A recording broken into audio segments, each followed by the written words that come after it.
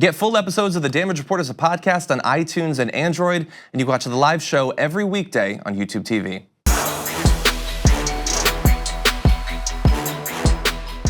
Beto O'Rourke engaged in a hardcore fight against Ted Cruz. Recent polling puts Ted Cruz still up by 5 to 9 points, depending on the poll that you look at. I don't know if that's changed since their big debate a couple of days ago, but last night CNN gave Beto O'Rourke a chance to potentially shake up the race in a town hall. We have a couple of different sections I want to talk about, but one thing that I think we should focus on was a line of attack that Ted Cruz used during their last debate when he pointed out that, as an example of how Beto O'Rourke is an extreme left-wing radical, was that he was already pushing for impeachment of the president. Beto O'Rourke was asked about that in this video. There may be an open question as to whether the president, then the candidate, sought to collude with the Russian government in 2016.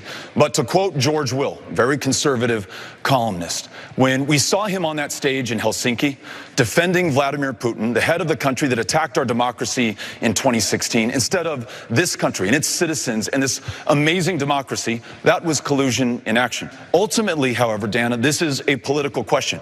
A Republican colleague of mine in the House will have to come before an audience like this and explain to her constituents or his constituents how they just voted to impeach the president of their own party, how they put their country ahead of their career or their next election or the politics of the moment. The best course to get there so that every member has all the facts and that they are compelling enough to do the right thing is to allow the full independence and integrity of the Bob Mueller investigation. But you've already said, according to the Constitution, that means that the president has committed the crime of treason, bribery, or a high crime and misdemeanor. Which one of those do you think the president has committed? I would liken impeachment to an indictment. There is enough there to proceed with the trial for a full vetting of the facts. So that was interesting. It was a fairly strong response up until her follow-up question, and then he sort of backtracked a little bit. He didn't want to go on record as saying this is the particular offense that the president has committed. What do you think about his response there in the context of there's been a huge disagreement amongst candidates in this midterm election about how to message around impeachment? Yeah. I wish the left would stop talking about impeachment. I don't think it's a winning issue. I don't think it's a smart direction. I think it suggests to the American people we can find a way out of this national ongoing emergency through some sort of backdoor. And I understand a constitutional amendment is not a backdoor, but we need to get ourselves out of this by voting, right? And Democrats should be saying, no. The only way out of this is for you guys to flood the polls in the midterms, and in 2020, there are more Democrats than Republicans in this country. If we show up, we will win. We're voting at like 55%. That's our participation at this point. It does not look like millennials will be showing up in any greater numbers this time than they typically do. You want to get rid of Trump? Show up and vote for us, and we can help you. I feel like the impeachment conversation makes us seem like sore losers, and not that we fairly lost 2016, but still, it makes us seem like extremists. It doesn't actually deal with the issue. If you said, we're never gonna allow funding for the wall, we're never gonna abandon Obamacare, we're gonna be there for you on this or that, we're gonna fight Kavanaugh to the mat. Like, those are things that you can do, that you should do.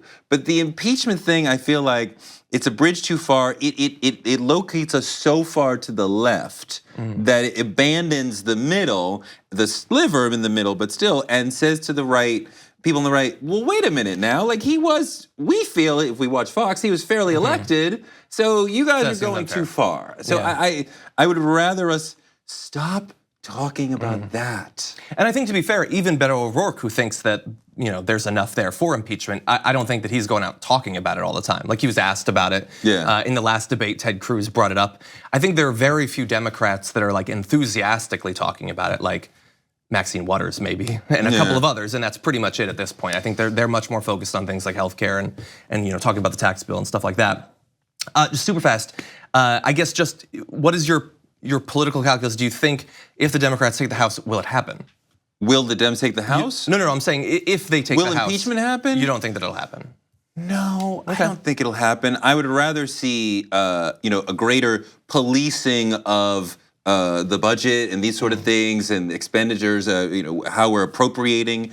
I would rather see investigations that bring out the information, but rather than trying to go all the way to impeachment. Yeah, and I think that if they take the House and they get those committee chair positions, I think that is going to be one of the big outgrowths of that is investigations that actually count for something. He'd actually have to start truly governing in a traditional way of like, how do I truly deal with the other side? Because he deals with Democrats as a sort of straw man, saying like, you guys suck, you guys are for open borders and you guys are for crime and we have to defeat you guys. Rather than, okay, can we craft a proposal that they actually care about?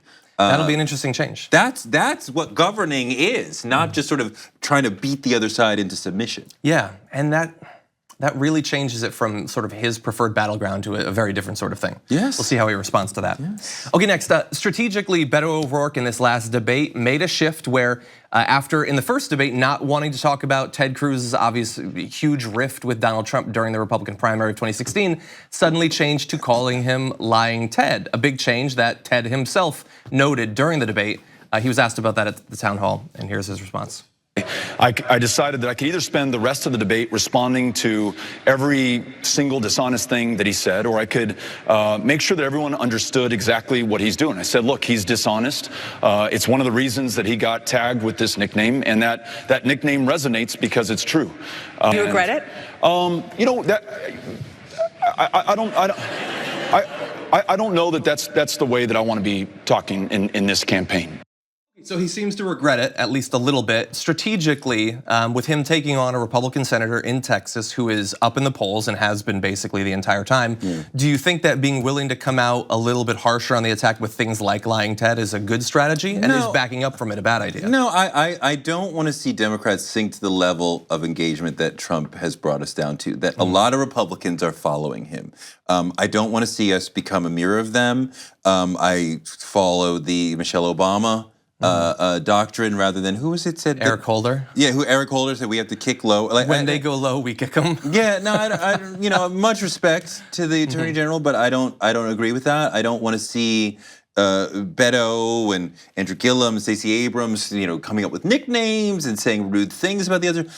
Look, Democrats deep down believe in the process and we believe in the value of government to solve problems. Yeah. Republicans' main thesis is that government is the problem. So doing these sorts of things, making the debate in public so distasteful that people are like, oh, it's gross. You know, Washington is broken. That fits the Republicans' entire thesis. This does not fit the Democratic thesis to bring the discussion down to the gutter of nicknames and body part size and like attacking each other the way that Trump would like to have it done.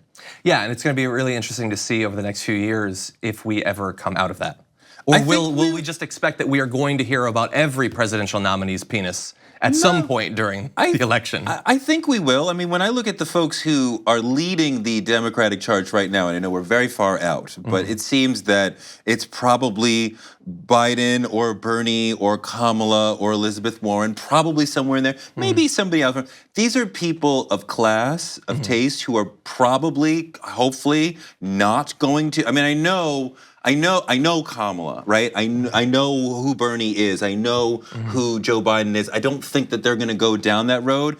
I didn't think Elizabeth Warren would play that game. I didn't appreciate her doing what she did, like acknowledging the American Indian comment. This is a racist slur, Pocahontas, that Trump runs around saying, right? I wish that Elizabeth Warren did not sort of meet him of like, I see what you're saying and I respond to it, but whatever. I expect all these folks to elevate the discussion, and even when he's going low and being childish, to maintain a higher level of discussion, because that's what the presidency merits. That's what we deserve, right? Somebody who is showing us character, is showing us comportment, is showing us how to be as a person, and not this sort of gutter behavior that Trump loves, and this childish behavior that so much of what Trump does, if he was our child, we would reprimand him, right? Even the Leslie Stahl conversation, I was thinking about his climate change answer. I'm like, if my son said those things to his science teacher, 6th grade, she would be like, what the hell are you talking about? F?